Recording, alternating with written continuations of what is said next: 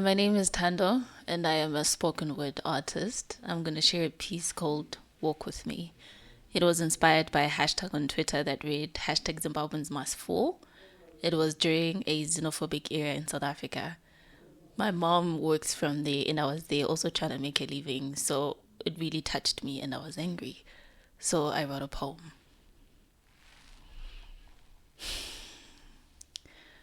I am born of the African soil. I originate from the southern parts of the motherland, so I breathe dust. I breathe fire.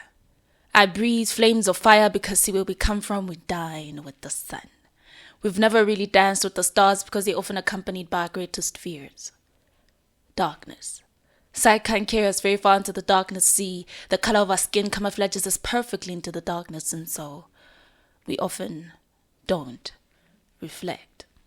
Not being able to see ourselves and not knowing if other people can see us is crippling.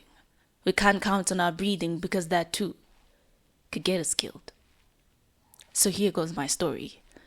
The heavens summoned the seed to my bear's fertile land way before I could meet him, leaving behind one fetus, a lonely heart, and 1,000 stereotypes and battles to fight.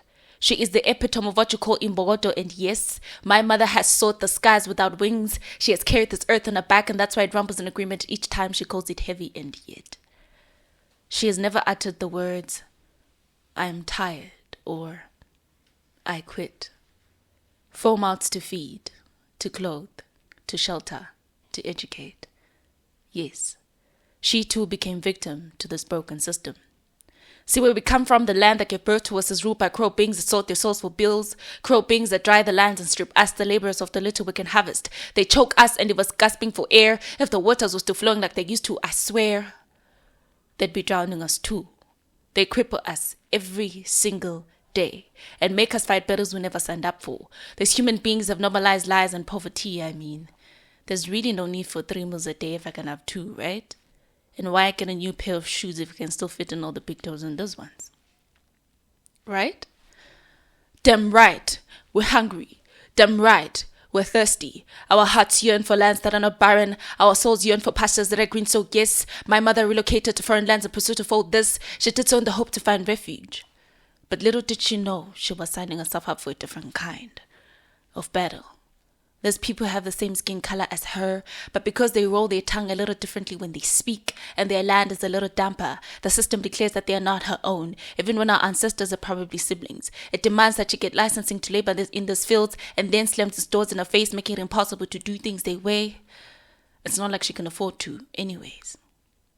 They call her thief. Paint her with the same brush they used to paint a ruthless murderer, a heart cold enough to stab a helpless human being 7 bloody times. They drench her hands in blood she knows nothing about. She is called corrupt. She is called rapist. She is called kwere, an undeserving piece of trash unfit to occupy these lands. Twitter prefers a hungry, desperate criminal who should evacuate immediately.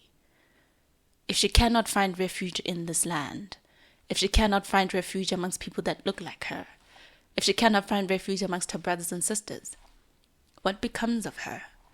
What becomes of her children? And their children's children? See, where we come from, poverty has burnt down buildings.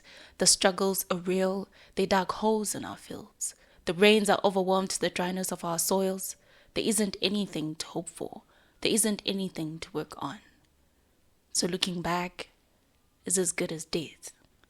But not only for her, but her children too, and their children's children. Thank you.